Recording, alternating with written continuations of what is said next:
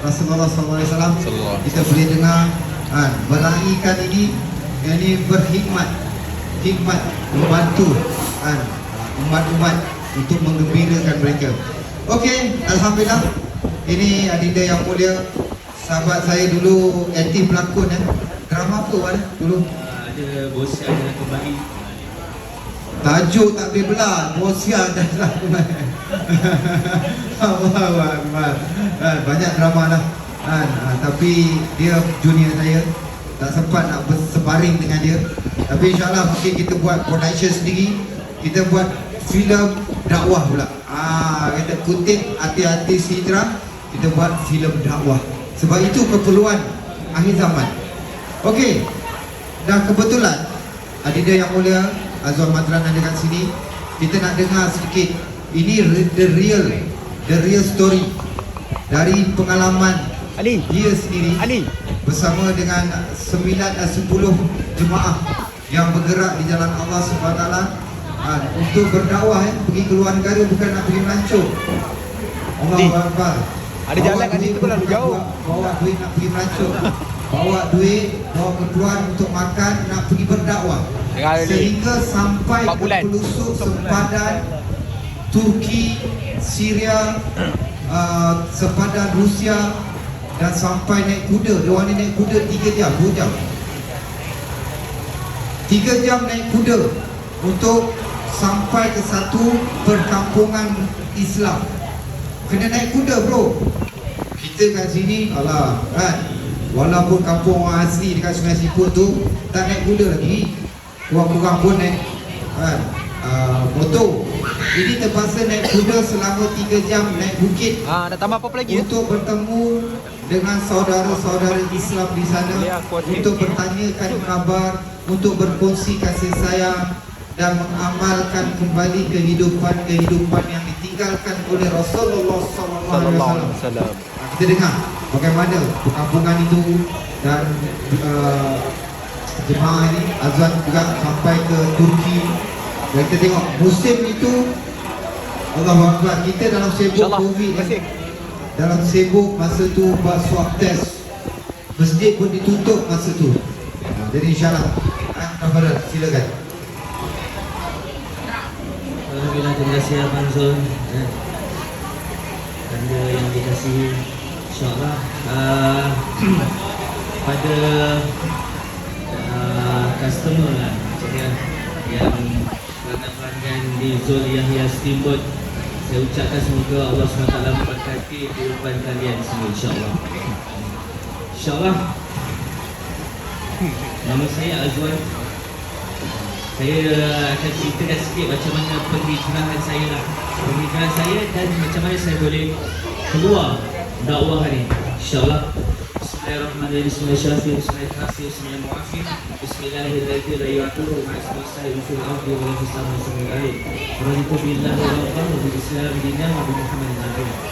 Alhamdulillah, alhamdulillah, syukur kita kepada Allah Subhanahu Wa Taala. Kerana Allah Subhanahu Wa Taala yang menciptakan kita, Allah Subhanahu Wa Taala yang beri kita makan, Allah Subhanahu Wa Taala yang memberikan kita kenyang, Allah Subhanahu Wa Taala yang hilangkan kelaparan kita, Allah Subhanahu Wa Taala yang hilangkan dahaga kita. Sebab itu hari ini kita kena bersyukur dengan nikmat Allah Subhanahu Wa Taala. Jadi sebelum apa yang tuan-tuan, puan-puan, pengantar, ayah-ayah, mak-mak, adik-adik tengok keadaan saya sekarang ni, sebelum ni kehidupan saya penuh dengan kehidupan kata sebab kehidupan saya berhenti lah macam tu lah. Kehidupan yang penuh dengan lawa, kehidupan yang penuh dengan dikatakan 80% kehidupan saya penuh dengan maksiat. Boleh dikata macam tu lah. Sebab apa, kehidupan kita bila kita ni dengan dalam industri seni, kita banyak kepada ke arah tu. Jadi macam-macam ujian yang Allah SWT berikan, kehidupan saya dengan penuh dengan bergelumang dengan macam-macam kehidupan manusia biasa yang kata kurang ilmu agama. Kehidupan saya pun dibesarkan bukan daripada seorang keluarga yang dikatakan keluarga ulama ke apa, tak. Jadi macam mana saat hijrah saya ni penuh dengan ujian daripada Allah Subhanahu Wa Taala. Allah SWT berikan saya berbagai ujian. Sehingga kan menjadikan diri saya hari ini, saya bersyukur sebenarnya kepada Allah SWT. Macam Ali ni. Kerana Allah SWT beri saya satu kehidupan yang penuh dengan rajau. Mau tak nak? Hari ini kan, dalam kehidupan hari ini. Jadi hari ini macam mana yang tuan-tuan, puan-puan, kakak-kakak, ayah-ayah, abah-abah, ibu-ibu, adik-adik tengok saya dalam keadaan sekarang ni. Jadi untuk sampai macam mana yang ada yang saya pakai, apa yang buat dakwah ni membuatkan saya nak buat dakwah. Kenapa saya nak buat dakwah? Sebab saya sebelum ni saya penuh dengan Ni idea. dengan Saya ingat dia order. saya ingat saya dah Islam. Tak faham. Tapi sebenarnya belum Islam lagi. Jadi saya tak tunaikan tanggungjawab saya sebagai hamba Allah Subhanahu Wa Taala. Jadi dengan kehidupan yang penuh dengan keseronokan, kehidupan dengan penuh orang kata duit berkepuk-kepuk ni, Allah SWT datangkan ujian. Sehingga kan saya hilang semua. Saya hilang kehidupan saya hilang pekerjaan saya hilang keluarga saya hilang isteri saya hilang anak saya. Jadi sebabkan apa? Sebabkan kehidupan saya tak ada agama. Kehidupan saya penuh dengan yang tak ada agama, penuh dengan keseronokan. Dekat rumah pun tak ada menghidupkan agama, tak ada bacaan hadis-hadis Nabi SAW. Jadi kehidupan saya penuh dengan kekosongan. Jadi dengan keadaan yang macam tu, keadaan suami isteri, keadaan saya dengan isteri saya, bekas isteri saya, penuh dengan ujian. Sentiasa tidak ada chemistry, sentiasa tak ada bantuan Allah Subhanahu Wa Taala. Saya rasa saya klik dengan duit yang ada, dengan harta yang ada, saya boleh memberikan kebahagiaan, tapi tidak. Yang bagi kebahagiaan adalah Allah Subhanahu Wa Taala. Itu yang sebab itu jiwa saya kosong. Dan Allah SWT hilangkan semua sehingga saya tak ada apa-apa. Kehidupan saya, Allah SWT beri ujian yang sangat bagi untuk diri saya, yang sangat orang kata di luar kemampuan saya sebenarnya. Tapi saya tahu Allah SWT akan uji seseorang hamba dia disebabkan saya boleh menghadapi ujian itu. Jadi dengan hilang apa semua ni, sehingga saya nak naik bas pun tak ada duit waktu itu. Jadi barulah saya sedar, barulah saya rasa kehidupan saya ni dah tak betul ni. Kehidupan saya dah tak betul ni. Jadi dengan keadaan yang macam tu, saya mencari kebenaran. Saya mencari Allah Subhanahu Wa Taala. Jadi saya belajar, saya start jaga solat. Waktu saya jaga solat, saya solat dekat rumah. Jadi hati saya masih lagi tak tenang. Saya solat kat rumah, kenapa lagi tak? Waktu saya dah hilang semua tu, barulah ingat pada Allah Subhanahu Wa Taala. Jadi kenapa hidup saya tak tenang? Jadi saya jaga solat lah, dari solat. Tapi rupanya saya solat bersendirian. Saya solat di rumah.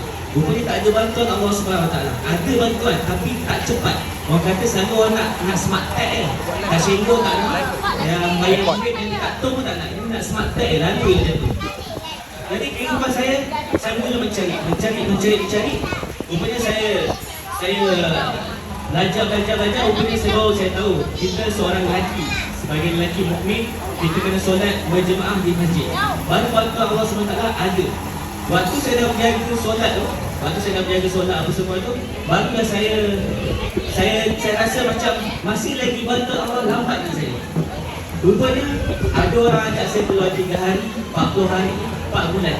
Waktu pertama kali saya keluar 3 hari, walaupun saya dah baiki solat, saya dah jaga solat, barulah hari itu saya rasa diri saya Islam. Sebab apa? Kehidupan saya jauh daripada sunnah Nabi SAW.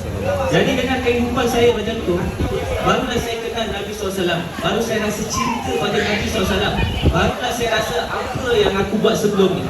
Selama ni 30 tahun kehidupan aku, kenapa aku kata kat mulut aku sayang Nabi SAW, sayang Allah SWT.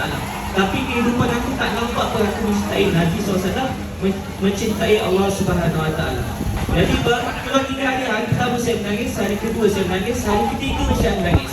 Lepas tu bila saya dah istiqomah, jaga setiap bulan 3 hari, jadi saya keluar 40 hari.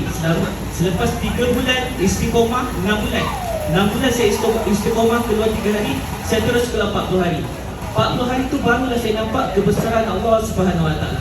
Bantuan Allah SWT yang daripada bentuk gaib ataupun dengan asbab. Jadi dengan bantuan Allah SWT, waktu saya nak keluar 40 hari, saya tak ada duit pun. Siapa kata kita kehidupan ni perlukan duit? Tak. Allah nak bagi bahagia tanpa ada duit pun boleh. Jadi saya keluar dengan tanpa ada duit. Saya habiskan, saya settlekan masalah saya dengan amal. Satu hari baca surah Yasin, nak settlekan amal, nak settlekan masalah ni. Saya baca satu hari 13 kali surah Yasin. Dan saya baca Al-Quran banyak kali. Zikir saya banyak kali untuk settlekan masalah. Kenapa saya tak ada keperluan untuk keluar 40 hari? Apabila sampai 2-3 hari nak keluar tu, barulah bantuan Allah bersama, baru saya boleh keluar 40 hari. Dan sama juga macam mana saya keluar 4 bulan, pun tak ada duit juga. Baru saya keluar 4 bulan tu baru bantu Allah SWT. Allah bukakan jalan, Allah bukakan perniagaan, sampailah sekarang. Maksudnya saya dah keluar dakwah ni lebih kurang 3-4 tahun macam tu lah. 3-4 tahun. Baru saya nampak, oh rupanya kehidupan aku sebelum ni jauh daripada sunnah Nabi SAW. Rupanya sebab tu bantu Allah SWT lambat. Dan Allah tak pandang. First sekali kita kena tahu bagi Allah nampak kita. Macam mana nak bagi Allah nampak kita? Kita kena usahakan solat kita pada awal waktu, berjemaah, jaga zikir, jaga Al-Quran, jaga solat sunat, kena jaga orang kata solat sunat, lepas tu kena jaga benda-benda yang lain untuk Allah nampak kita. Apabila Allah dah nampak kita, Allah Subhanahu Wa Taala akan kenal kita. Apabila Allah kenal, macam mana nak Allah kenal kita? Dengan sunnah Nabi SAW. Apabila Allah dah nampak, kita bagi Allah kenal kita dengan sunnah Nabi SAW. Barulah Allah SWT nampak kita sebagai umat Nabi. Kuntum, bismillahirrahmanirrahim, kuntum khaira ummatin ukhrijat linnas ta'muruna bil ma'ruf wa tanhauna 'anil munkar wa tu'minuna billah. Ini adalah umat yang terbaik. Allah bagi tahu pada kita, ini adalah umat yang terbaik, umat yang dikeluarkan. Allah bagi tahu umat ini dikeluarkan. Sebab tu kita keluar 3 hari, 40 hari, 4 bulan. Umat yang dikeluarkan kepada manusia untuk membawa manusia kepada kebaikan. Apa itu kebaikan? Kebaikan ulama beritahu kebaikan itu adalah kebaikan kita mengajak manusia menghidupkan sunnah Nabi SAW. Mengajak manusia solat awal waktu, mengajak manusia solat berjemaah. Jadi itulah maksudnya mengajak manusia kepada kebaikan, mencegah manusia kepada keburukan. Apa ulama tafsirkan mencegah manusia pada keburukan, iaitu mencegah manusia daripada syirik kepada Allah Subhanahu Wa Taala. Hari ini kita tanpa kita sedar sebenarnya kita dalam mensyirikkan Allah Subhanahu Wa Taala. Hari ini kita yakin dengan pekerjaan kita yang membagikan kebahagiaan kita. Hari ini kita yakin tak ada duit tak boleh hidup. Hari ini kita yakin dengan dengan wang ringgit boleh memberikan anak bini kita makan. Itu adalah syirik kecil sebenarnya kita kepada Allah SWT. Ketahuilah tuan-tuan dan puan-puan, apabila kita ada syirik pada Allah SWT, walaupun sebesar zarah, maka Allah SWT akan melaknat kita. Sebab tu kita keluar 3 hari, 4 hari, 4 bulan ni untuk yakin dengan bantuan Allah SWT. Kita tak yakin dengan asbab, kita tak yakin dengan makanan. Makanan bukan makanan yang memberi kita kenyang. Yang bagi kita kenyang adalah Allah SWT. Bukan air yang menghilangkan kita dahaga. Yang bagi kita hilang dahaga adalah Allah SWT. Bukan bos kita yang bagi kita duit. Bukan bos kita yang bagi kita gaji. Yang bagi kita gaji adalah Allah SWT. Inilah kesyirikan yang kita kena keluarkan. Jadi apabila saya dah keluar 40 hari 4 bulan, baru saya faham. Baru saya faham saya kena usahakan kerja Nabi SAW. Jadi bulan 6 tahun lepas saya keluar 4 bulan. Dalam jemaah saya 10 orang ni ada ulama. Ada 3 orang ulama. 3 ulama yang sangat dahsyat. Saya banyak belajar daripada diorang ni. Jadi waktu saya nak keluar tu sukar. Sebab waktu nak keluar tu kena ada MTP, ada vaksin apa semua. Tapi dengan hebatnya Allah SWT, masing-masing jaga amal, kita selesaikan masalah dengan amal, maka Allah SWT mudahkan urusan kami untuk keluar. Waktu tu semua orang tak boleh keluar. Sampai dekat kaunter, reject. Tapi bila kita bertawasul dengan amalan masing-masing ulama, maksud ketua jemaah kami, so kami bertawasul dengan kebaikan yang telah kita buat. Lepas tu kita hidupkan amal. Jadi dengan bantuan Allah SWT kami berjaya keluar di jalan Allah SWT, pergi kepada 13-14 negara di luar sana. Kita pergi Mesir, kita pergi Turki, kita pergi Uzbekistan, kita pergi Kyrgyzstan, kita pergi Yaman, kita pergi Croatia, kita pergi Jerman, kita pergi Denmark, macam-macam tempat yang kami pergi, sehingga 13-14 negara. Jadi semua ini waktu itu penuh dengan, sebenarnya hari ini kita dipropaganda. Sebenarnya semuanya apabila kita buat dengan amal. kita buat dengan bantuan kita jaga hubungan dengan Allah Subhanahu Wa Taala. Semua tempat kita boleh pergi insya-Allah. Jadi apa keadaan umat di luar sana? Umat di luar sana terlalu nakkan agama. Umat di luar sana tak kenal sunnah Nabi SAW. Saya pergi Turki macam mana hari ini mereka tak kenal pakaian ni, tak kenal kurta, tak kenal serban. Sedangkan mereka adalah keturunan yang dahsyat. Sultan Muhammad Al-Fatih, sehingga Sultan Muhammad Al-Fatih ni dekat dia punya makam ada serban yang besar. Serban Sultan Muhammad Al-Fatih. Mereka tak kenal diri mereka tu siapa.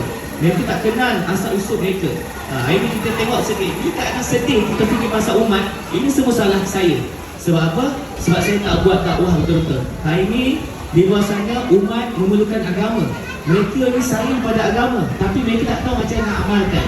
Sebab tu hari ni jemaah dikeluarkan sehingga seluruh dunia ada jemaah Malaysia. Sebab tu hari ni Allah SWT muliakan orang Islam, muliakan orang Melayu untuk keluar untuk bantu agama Allah SWT di akhir zaman ni. Jadi sebab tu hari ni kita kena buat kerja yang telah ditinggalkan oleh Nabi Muhammad SAW. Macam mana sahabat 124,000 sahabat semua buat dakwah. 124,000 sahabat semua keluar di jalan Allah SWT. 124,000 sahabat hanya 11,000 sahabat yang mati, yang makam dia di kota Mekah dan kota Madinah. Gas dah habis.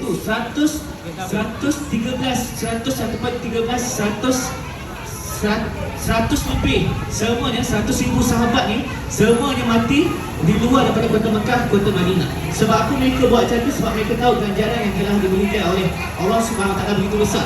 Hari ni kalau kita solat dekat Masjidil Haram 100,000 pahala. Kita tahu hari ni kalau kita solat dekat Masjid Nabawi tahu 50,000 pahala. Tetapi siapa yang keluar di jalan Allah Subhanahu Wa Taala, Allah Subhanahu Wa Taala berikan pahala 1 subhanallah 700,000 pahala. Sebab itu sahabat-sahabat Nabi keluar di jalan Allah mati di luar kota Mekah dengan kota Madinah. Sebab tu hari ni kita kena teruskan usaha dakwah ni. Dengan usaha dakwah ni kita boleh nampak kebesaran Allah Subhanahu Wa Taala. Sebelum ni kita pergi melancong dapat keseronokan balik, kita rasa kita punya ketenangan tu hilang sementara je. Tapi kalau kita buat dakwah, kita nampak masalah umat. Kita tahu macam mana perkembangan Islam. Kita tahu apa yang kurang, apa yang lebih. Hari ni kita kalau tak ada fikir pasal umat, maka rezeki kita sempit. Kenapa ini rezeki kita sempit? Sebab kita tak fikir pasal umat. Kita hanya fikir pasal diri kita, perut kita, perut isteri kita, perut anak-anak kita, perut ibu bapa kita. Tapi kalau kita fikir pasal umat, Allah Subhanahu Wa Taala akan luaskan rezeki kita. Allah SWT akan hantar kita ke seluruh dunia. Sebab tu dengan bila kita keluar baru tengok bantu Allah. Waktu tak ada duit Allah boleh keluarkan. Waktu ada masalah Allah boleh settlekan dengan macam tu saja. Waktu apa yang kita nak Allah boleh makbulkan. Sebab tu ini bila kita keluar dia Allah SWT macam-macam benda yang Allah SWT akan tunjukkan kepada kita sama ada dengan asbab ataupun tanpa asbab. Dengan apa yang Allah SWT kehendaki. Sebab tu ini kita kena bersyukur.